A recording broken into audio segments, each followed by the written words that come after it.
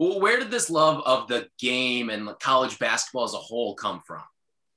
Man, I love it. And I want to be an NBA player. So at the end of the day, I'm not the fastest. I'm not the strongest. I'm not I am the best shooter, but good answer.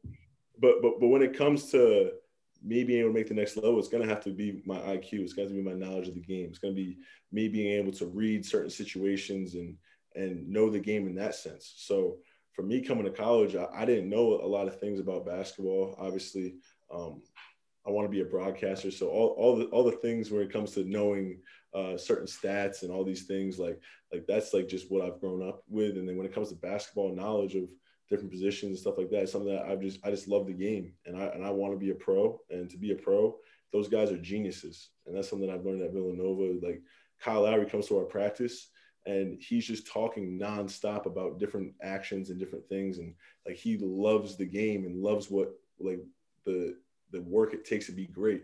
So that's something that I really pride myself on, and something that I want to continue to get better at. You mentioned you want to be a broadcaster, and I can see it. I think you'd be a pretty good one. Do you want to? Yeah. Do you want to go to Newhouse? Because that's where Tyler and I went. Or do you have any idea what your major is going to be once you get to Cuse? Yeah, I mean, I'm a communications major here. Hopefully, I can get into Newhouse School. Obviously, I know it's not easy to get into, but that's definitely what I want to do. Hopefully, I have a long career, and I don't have to think about that for a while. But that's definitely what I want to get into once I stop playing basketball. Do you ever see stuff like, would this be something you're interested in, especially with the change now that we're going to see in college basketball at some point with the name, image, likeness? Would you want to do something on the side where you could do a YouTube show or something like that? Like, is this name, image, likeness really going to open some doors for a guy like you? Yeah, for sure. Like I was even thinking about doing a podcast this year, just because obviously like what we go through every single day, as college athletes, like isn't seen by a lot of people. So I think that the new name, image, and likeness, the new ways to profit off your name is only going to help guys like me and guys like anywhere across the country actually to profit off of doing things that they may have not done before. So I definitely would be interested in doing like a podcast or something like that, just to, I mean, that's what I want to do when I'm done playing. So just to get the experience now would be amazing. Well, Tim and I, we've got competition now in the market. When you release yours, ours is going to be obsolete. Okay, so what does your podcast look like? If you had to draw out some of the blueprints for it here, what do you want to do on your podcast? Man, I listen to the JJ Redick podcast all the time. I don't know if you guys listen to that. The Old Man and the Three now, but like kind of like that, you know what I mean? Like he talks about X's and O's and the different language of NBA basketball. Obviously, everyone's journey is totally different in how they got to the point where they are. So I think that's kind of like the model. Most popular guy, always getting calls. I don't know why they're calling me, but yeah, no, like just kind of like just stuff like that, you know what I mean? Interviewing people and really starting to learn their story and everything like that. So that would probably be like the model of which I would like to do my podcast.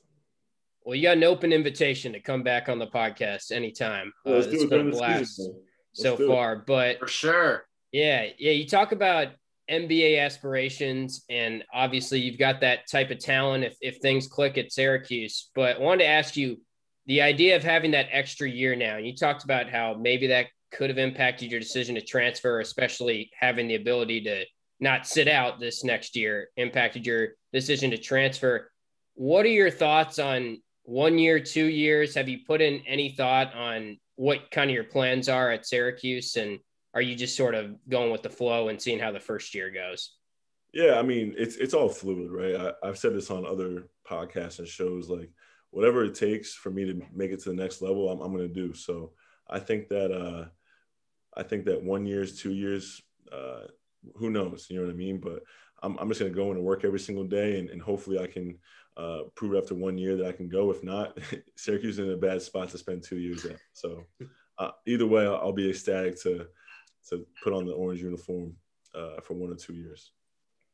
A couple quick ones for you here, and then we'll get you out of here. But have you thought about a number yet that you want to wear? And what goes into the process for you of picking a number?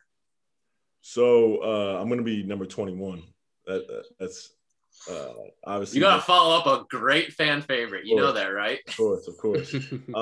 So both my parents were number 21 in college, and then my sister was number 21.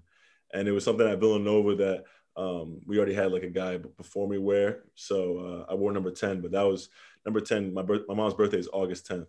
So that's why I picked number 10. But number 21 is a family number, and I can't wait to put it on and just be back in my number. Another quick one for you. Who wins in a 3-point contest? You or Buddy? I'm going to go me. So the best shooters on the team is me, Jerry McNamara, then Buddy. No, I'm joking. But I'm excited. We'll see. I'm excited. I would never choose anyone but myself in a shooting competition. But yeah, I know I shot around with a couple of guys. I shot around with Buddy on my official visit, and it was some good battles. So I'll get back to you guys on that when I come back on. Have you shot with GMAC before? Because I've heard stories about some of these practices, and like he's still running dudes. Like he may be up there in age. Like he played back in 03, and he's still running dudes. He's still got the shot. But I'm excited to hear some of the stories that come out of practice and the shooting competitions with you, Buddy, Joe, all you guys. Oh, yeah. We got a bunch of dudes, but yeah, no, GMAC, I saw him shoot on my visit one time, and he he's right up there, you know what I mean, with guys who can really shoot the ball. So he's a great shooter, and he's gonna give us a run for our money for sure. So on a basketball note, knowing that Syracuse has all those shooters, and you take a look at how they ran their offense last year when Alan Griffin was there, and it's kind of transitioned to a lot of 3-point shots recently, spread it out offense. Did that part of it excite you, and was that a reason why you picked Syracuse? Yeah, of course. I mean, just seeing the actions they ran for Buddy Boeheim this year, just seeing some of the different nuances in their offense to get guys threes and to give guys the freedom to shoot threes is something that I'm really excited for. And it's something that I can't wait to expand my game off of when it comes to shooting off the dribble threes and like giving the guys the freedom to really shoot contested threes, knowing the guys put in the work and do those shots every single day. So something I'm really excited for. It's something that I've worked for, and it's something that I'm excited just to be able to really be able to play off those guys, especially with me, Buddy, and Joe on the same court, and even some of the other guys. I think we could be a really lethal team from three, and it's something that really attracted me. What's your first Orange memory? Like, it could be when you were like 6 years old and the first time Syracuse popped in your head, but like, what's the first time that you remember, like, okay, yeah, that's Syracuse and they're like a good basketball school? Man, I mean, Syracuse has always been up there. You know what I mean? Like, just thinking of college basketball, you think of Syracuse, Duke, North Carolina, Villanova. But a memory that I have of Syracuse is when they might have been undefeated. So Michael Carter Williams went to my high school, and it was obviously before I went to St. Andrews. He was there. And I remember when they played Duke, I think they might have been undefeated at the time. Yeah. And it was like 35,000 people there. And Rodney Hood missed a dunk, I think, in overtime. Syracuse ended up winning that game. And that game was – I remember just being on my couch watching that game and be like, wow, Syracuse, like, they're obviously undefeated. You know what I mean? They're a great team. Like, I was a Duke fan growing up. So seeing Syracuse beat them, I was like Syracuse is the real deal. And then obviously looking back at it now, 2003 national championship, all the years that they've had of being a great team, I just can't wait to be put on that jersey and be a part of it, man. I'm so excited. I'm so blessed.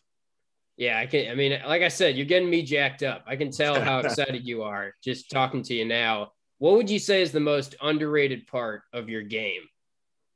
Man, I think I can really rebound the basketball. I think that's a really underrated part of my game. I mean, like, not to bring back old times or whatever, but I mean, I averaged 10 rebounds a game in high school. So it's something that I know I can do. I can do it at a high level. And I think in the zone, it's going to give me a great opportunity to just really go after rebounds and hopefully grab a lot of rebounds for the team and help in that department. A couple off the court things here. What's a TV show that you really enjoy and you've been binging during this pandemic? Last Chance U recently. I watched what was a couple shows I watched. Well, you guys are putting me on the spot here. Is it the basketball one? Last Chance U basketball? Yeah, and the football one actually. I watched All American a couple of times. I've watched U. I watched a bunch of shows, but I'm not really watching a lot of Netflix. I watch a lot of like documentaries and ESPN series. I know like the ESPN Plus series with North Carolina Central. I watched that one. I watch a bunch of different things. One more from me, and then we'll be good to get you out of here soon. What's your go-to shot in horse? Man, so my dad taught me this one. So you go to the corner and you line up your feet with the lines, and then you shoot that shot from the corner. It gets a lot of people. That's some Steph Curry stuff right there, man. Like that's a shot that Steph definitely plays with in horse. Yeah. So, all right, Cole Swider, really appreciate it, man. It's been fun. Hopefully we have you on again at some point during the season. And whenever you have your podcast, we'll help you promo it. We'll help you roll it out as well. Get our listeners to become your listeners, and they'll probably never come back to us, but that's all right. But podcast with Cole Swider, let's do it. Yeah, let's do it. I'm down. I mean, who says no here? It's not going to be me. But we appreciate it. Thanks for hopping on with us. Best of luck this season, and we're really looking forward to watching you play with the Orange. No problem, man. Can't wait, and hopefully win a lot of games with the Orange.